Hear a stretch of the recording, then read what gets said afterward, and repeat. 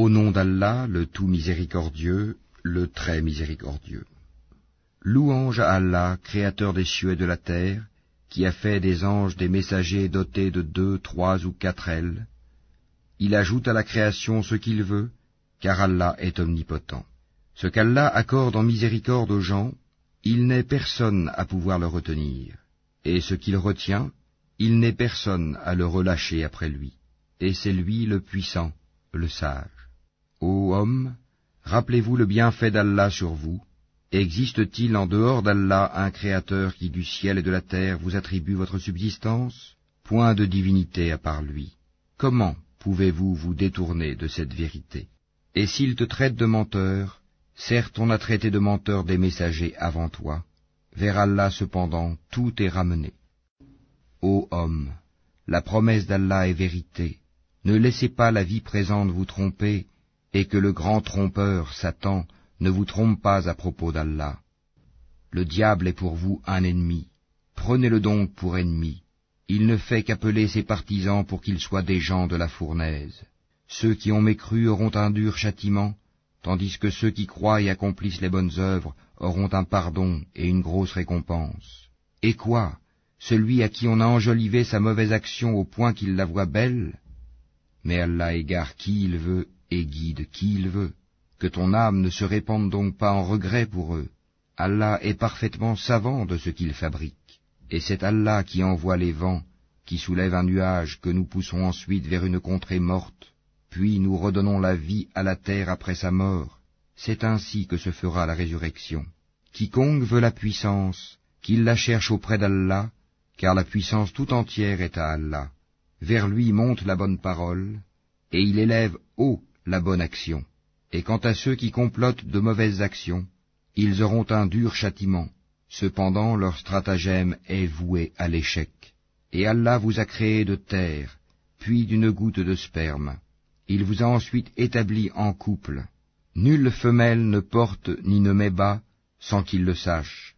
Et aucune existence n'est prolongée ou abrégée sans que cela soit consigné dans un livre. Cela est vraiment facile pour Allah. Les deux mers ne sont pas identiques. L'eau de celle-ci est potable, douce et agréable à boire, et celle-là est salée, amère. Cependant, de chacune, vous mangez une chair fraîche, et vous extrayez un ornement que vous portez. Et tu vois le vaisseau fendre l'eau avec bruit, pour que vous cherchiez certains des produits de sa grâce. Peut-être serez-vous reconnaissant. Il fait que la nuit pénètre le jour, et que le jour pénètre la nuit. Et il a soumis le soleil et la lune. Chacun d'eux s'achemine vers un terme fixé. Tel est Allah, votre Seigneur. À lui appartient la royauté, tandis que ceux que vous invoquez en dehors de lui ne sont même pas maîtres de la pellicule d'un noyau de date. Si vous les invoquez, ils n'entendent pas votre invocation, et même s'ils entendaient, ils ne sauraient vous répondre. Et le jour du jugement, ils vont nier votre association. Nul ne peut te donner des nouvelles comme celui qui est parfaitement informé. Ô homme, vous êtes les indigents ayant besoin d'Allah, et c'est Allah, lui, qui se dispense de tout, et il est le digne de louange. S'il voulait, il vous ferait disparaître et ferait surgir une nouvelle création, et cela n'est point difficile pour Allah. Or personne ne portera le fardeau d'autrui, et si une âme surchargée de péché appelle à l'aide, rien de sa charge ne sera supporté par une autre, même si c'est un proche parent. Tu n'avertis en fait que ceux qui craignent leur Seigneur malgré qu'ils ne le voient pas, et qui accomplissent la salate.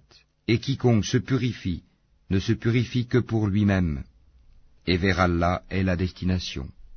L'aveugle et celui qui voit ne sont pas semblables, ni les ténèbres et la lumière, ni l'ombre et la chaleur ardente. De même, ne sont pas semblables les vivants et les morts. Allah fait entendre qui il veut, alors que toi, Mohammed, tu ne peux faire entendre ceux qui sont dans les tombeaux. Tu n'es qu'un avertisseur. Nous t'avons envoyé avec la vérité en tant qu'annonciateur et avertisseur. Il n'est pas une nation qui n'ait déjà eu un avertisseur.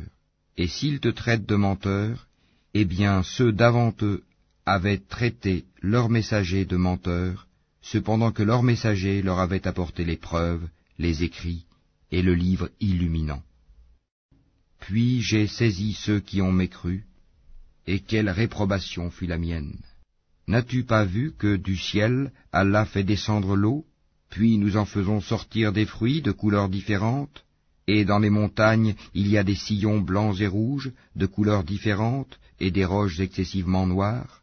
Il y a pareillement des couleurs différentes parmi les hommes, les animaux et les bestiaux. Parmi ses serviteurs, seuls les savants craignent Allah. Allah est certes puissant et pardonneur. Ceux qui récitent le livre d'Allah accomplissent la salate, et dépensent en secret et en public de ce que nous leur avons attribué, espèrent ainsi faire un commerce qui ne périra jamais, afin qu'Allah les récompense pleinement et leur ajoute de sa grâce. Il est pardonneur et reconnaissant. Et ce que nous t'avons révélé du livre est la vérité confirmant ce qui l'a précédé. Certes, Allah est parfaitement connaisseur et clairvoyant sur ses serviteurs.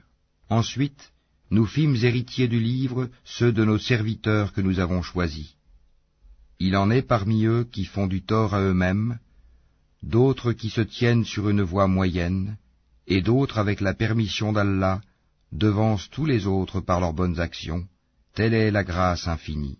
Les jardins d'Éden, où ils entreront parés de bracelets en or ainsi que de perles, et là leurs vêtements sont de soie, et ils diront, louange à Allah qui a écarté de nous l'affliction. Notre Seigneur est certes pardonneur et reconnaissant. C'est lui qui nous a installés par sa grâce dans la demeure de la stabilité, où nulle fatigue, nulle lassitude ne nous touche. Et ceux qui ont mécru auront le feu de l'enfer. On ne les achève pas pour qu'ils meurent, on ne leur allège rien de ces tourments. C'est ainsi que nous récompensons tout négateur obstiné. Et là, ils hurleront, Seigneur, fais-nous sortir, nous ferons le bien contrairement à ce que nous faisions. Ne vous avons-nous pas donné une vie assez longue pour que celui qui réfléchit réfléchisse? L'avertisseur cependant vous était venu. Eh bien, goûtez votre punition, car pour les injustes, il n'y a pas de secoureur. Allah connaît l'inconnaissable dans les cieux et la terre, il connaît le contenu des poitrines. C'est lui qui a fait de vous des successeurs sur terre.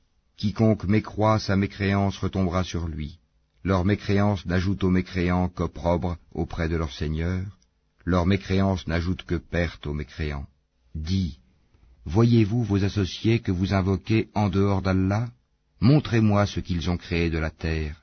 Ont-ils été associés à la création des cieux? Ou leur avons-nous apporté un livre qui contienne des preuves pour ce qu'ils font? Non, mais ce n'est qu'en tromperie que les injustes se font des promesses les uns aux autres. Allah retient les cieux et la terre pour qu'ils ne s'affaissent pas.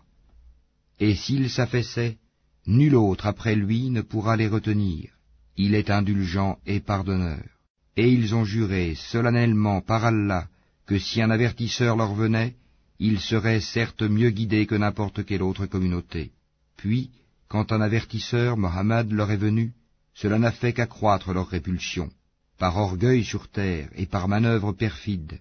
Cependant, la manœuvre perfide n'enveloppe que ses propres auteurs. Attendent-ils donc un autre sort que celui des anciens? Or jamais tu ne trouveras de changement dans la règle d'Allah, et jamais tu ne trouveras de déviation dans la règle d'Allah. N'ont-ils donc jamais parcouru la terre pour voir ce qu'il est advenu de ceux qui vécurent avant eux et qui étaient plus puissants qu'eux? Et rien dans les cieux ni sur terre ne saurait réduire l'autorité d'Allah, car il est, certes, omniscient, omnipotent. Et si Allah s'en prenait aux gens pour ce qu'ils acquièrent, il ne laisserait à la surface de la terre aucun être vivant, mais il leur donne un délai jusqu'à un terme fixé, puis quand leur terme viendra, il se saisira d'eux, car Allah est très clairvoyant sur ses serviteurs.